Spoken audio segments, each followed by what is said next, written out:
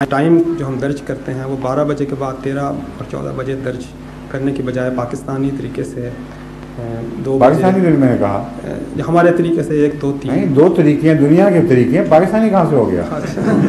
2 طریق دنیا میں رائج ہیں، یا 24 گھنٹے میں گنتے ہیں یا 12 گھنٹے میں، اور سول طریق 12 گھنٹے والا ہے. جی فوج کا طریق 24 گھنٹے والا ہے.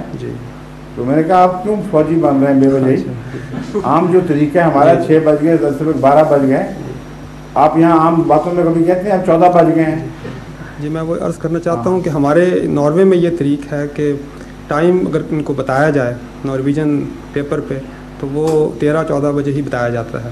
اس کے مقابل انگریزی زبان کا نہیں، عام روزمرہ میں نارویجن اسی طرح باتیں کرتا ہے، 14 بجے آؤں گا میں، 17 بجے آؤں گا. میں عرض کرنا چاہتا ہوں اگر ان کو لکھ کر دیا جائے پروگرام میں. بہرحال میں نے ایک یونیورسل بات کی ہے، میں نہیں سمجھتا کہ ناروے اس یونیورسل طریق سے مختلف ہو. لکھ کر دیتے ہوں گے احتیاطاً اور بات ہے، مگر یہ اے ایم پی ایم کیا چیز ہے؟ جی یہ برطانیہ میں انگلش ملک میں استعمال ہوتا ہے، نہیں ساری دنیا میں استعمال ہوتا ہے، لیکن باقی یورپ میں جاپان سے گھڑیاں آتی ہیں ان میں اے ایم پی ایم لکھا ہوتا ہے. یونیورسل طریقہ ہے، آپ نے خام خواہ اس کو انگریزوں کا طریقہ بنا دیا، بالکل غلط بات ہے. ساری دنیا میں دونوں طریق رائج ہیں، اور ساری دنیا میں سول جو معاملات ہیں ان میں 12 تک آ کے بات ٹھہر جاتی ہے، پھر اے ایم پی ایم میں بات کرتے ہیں، یا اندازاً پتہ ہی ہوتا ہے کہ شام کے 5 بجے صبح کے 5 بجے. آپ کیوں زبردستی میں ٹھونسنا چاہتے ہیں؟ میں صرف یہ کرنا چاہتا ہوں کہ اگر ہم نارویجن لوگوں کو بتائیں تو ہمارے پاس متبادل لفظ نہیں ہے ان کو بتانے کا، یہاں نارویجن زبان میں نارویجن نہیں ہوں. میں اپنے متعلق عرض کی تھی کہ مجھے جب بتائیں تو یہ بتایا کریں. درست ہے جی. نارویجن جس طرح جو پسند کریں وہی کریں ان کے لیے، لیکن میری پسند پہ کیوں آپ اپنی بات پہنچتے ہیں؟ درست ہے. مجھے جب آپ لکھتے ہیں کہ آپ کا پروگرام 17 بجے یہ ہوگا اور 19 بجے یہ ہوگا، تو مجھے فوراً حساب کرنا پڑتا ہے، 12 نکالو اور یہ عجیب بات ہے، میں کیوں اس مقبضے میں پھنس جاؤں؟ ٹھیک ہے، درست ہے. یا نہیں مانے ابھی تک؟ نہیں، وہ ہمیں اس کے بعد ہدایت آئی تھی کہ تھوڑی سی کمی ہے.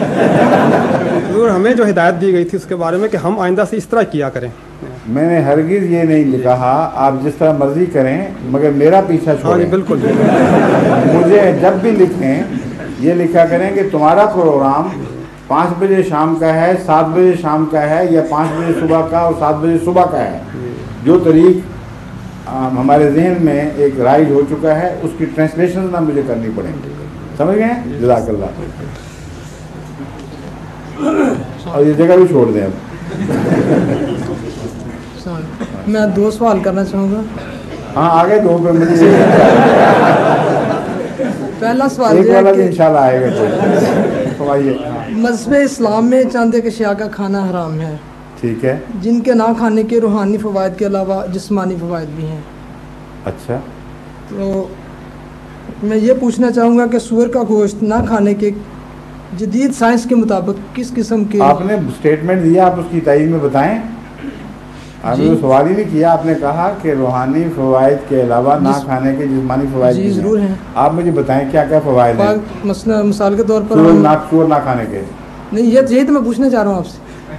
پہلے بتا رہے تھے، آپ پوچھنے لگے. یہی تو میں ایک چیز کا پوچھنا چاہ رہا ہوں آپ سے.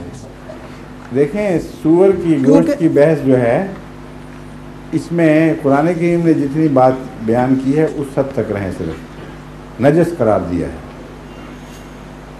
اس لحاظ سے نجس کی تلاش اگر آپ کریں گے تو صحت کی بحث نہیں آئے گی، کیونکہ صحت کی بحث جب اٹھاتے ہیں تو کئی اور جانور ہیں جو حرام نہیں ہیں، اس مخمصے میں پھنس جائیں گے کہ چربی فلاں کی کھائی جائے تو اس سے بھی دل کو تکلیف ہو سکتی ہے. یہ بھی کہہ سکتے ہیں کہ سور کا لین گوشت کھانے میں کیا حرج ہے، اس میں چربی نہ ہو تو پھر کیا نقصان ہے. اس لیے یہ بحثیں یوں ہی ذوقی بحثیں ہیں، ان میں کوئی ٹھوس بات نہیں. حضور یہ نارویجن اکثر یہ سوال پوچھتے ہیں. وہ بے شک پوچھیں، میرا جواب تو سن لیں. نجس فرمایا ہے، نجس کا مطلب ہے اس کی عادتیں بعض گندی ہیں اور ان عادتوں کے خلاف احتجاج ہے. 2 باتیں اس جانور کی میں نے تحقیق کے بعد معلوم کی ہیں جو قطعی طور پر درست ہیں. ایک یہ کہ جانوروں میں سب سے زیادہ ہومو سیکشولیٹی سور میں ملتی ہے. دوسری بات یہ کہ یہ اپنے ضرورت پڑتی ہے تو اپنے بچوں کو بھی کھا جاتا ہے. حالانکہ گوشت خور جانور نہیں، یعنی جب بچے مرتے ہیں اس کے تو ان کو بھی کھا جاتا ہے۔ یہ دو عادتیں ایسی ناپاک ہیں۔ اس دوسری عادت کا تو مجھے اس طرح پتہ چلا کہ ہمارے وہاں زمیندارے کے دوران سور کا مسئلہ ہوتا تھا، اس کو کیسے مارا جائے۔ تو امریکہ سے ایک تحقیق آئی اور ایک دوائی تجویز ہوئی کہ یہ دوا اگر سور کے کسی بچے کو پکڑ کر کھلا دی جائے تو وہ مر جائے گا، اور اس کا جسم دوسرے یا بیماری کے جراثیم تھے، اس میں مجھے پوری وضاحت سے یاد نہیں، مگر مقصد بیماری کا ہی تھا، کچھ ٹیکہ تھا، کوئی لگا دیا جائے تو بیماری سے مرے گا۔ اور سور کو عادت ہے کہ اپنے مرے ہوئے بچے کھا جاتا ہے، چنانچہ جب وہ کھاتا ہے تو اس میں بیماری پھیل جاتی ہے، پھر جتنے سور مرتے ہیں ان کو دوسرے سور کھانا شروع کر دیتے ہیں۔ تو یہ ایک نہایت مکروہ عادت جو عام اس کی روزمرہ کی فطرت عادت کے خلاف بات ہے۔ جو سبزی خور جانور ہو وہ اپنے بھائی کا گوشت کھاتا ہو، جس کے خلاف قرآن کریم میں بڑا احتجاج فرمایا ہے۔ تو میرا یہ تاثر ہے کہ عادتوں کے لحاظ سے نجس ہونے کی وجہ سے اس کے خلاف احتجاج۔ ایک دفعہ یونیورسٹی آف لنڈن میں 1956 میں یہ بحث چل پڑی۔ ہم کافی بریک کے بعد بیٹھے ہوئے تھے کافی روم میں، تو سارے اور لڑکیاں لڑکے سارے اسٹوڈنٹس اکٹھے تھے۔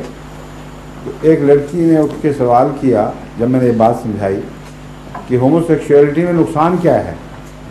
میں نے کہا تم نے میری بات ثابت کر دی کہ سور کھانے والے نقصان نہیں سمجھتے، اور یہی وجہ ہے کہ منع کیا گیا ہے۔ تم نے یہ سوال بجائے اس کے یہ کہتی ہیں کہ اس عادت کا انسان میں منتقل ہونا ممکن نہیں ہے گوشت کھانے سے، تم نے یہ کہہ کر کہ اس کا حرج کیا ہے یہ ثابت کر دیا کہ نجس عادت کھانے والوں کے اندر ایسی راسخ ہو جاتی ہے کہ وہ سمجھتے ہیں نقصان ہی کوئی نہیں۔ اور آج یہی بحث ان علاقوں میں اٹھی ہوئی ہے۔ اس چیز کا کیا فرق پڑتا ہے؟ اس لیے تو منسٹر بھی مذہب کے بن سکتے ہیں، کوئی نقصان نہیں۔